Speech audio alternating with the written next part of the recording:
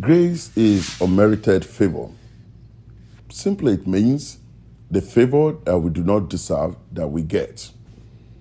And that is what Christ did for us when on the cross, our sins were nailed with him on the cross. He wiped away our sin. He wiped away our sin from the windscreen of our life, and we become new. But then grace is what Christians or believers today have abused to a very large extent. For even after having known Christ, having allowed us the grace of our sin being taken away but through his death on the cross, and having professed Christ, you still go back into sin. When you go back into sin, you are abusing the grace. And in that case, you will need to pay for that grace. It is not going to be like the one that God gave you in the first time. There's always a second chance, but there's always a second chance that you pay for. Now, we must understand that grace does not come with it never came without a condition. In John chapter 1, verse 17, we learn that law was given by Moses, but grace and truth came through Christ. The grace is what we just described. The truth is that we must follow the law that was given through Moses.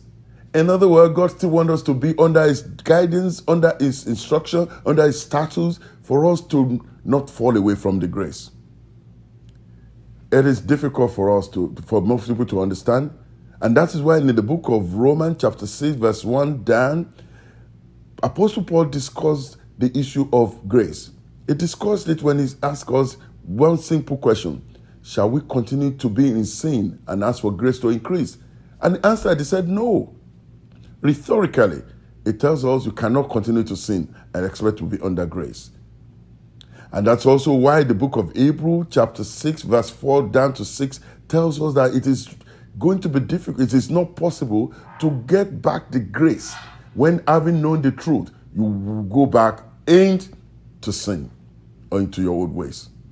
As you step out today, brethren, remember that the grace that you have still puts you under the guidance, the law of God and the law of God, so that you will not go back into sin, so that your feet will not slip into sin.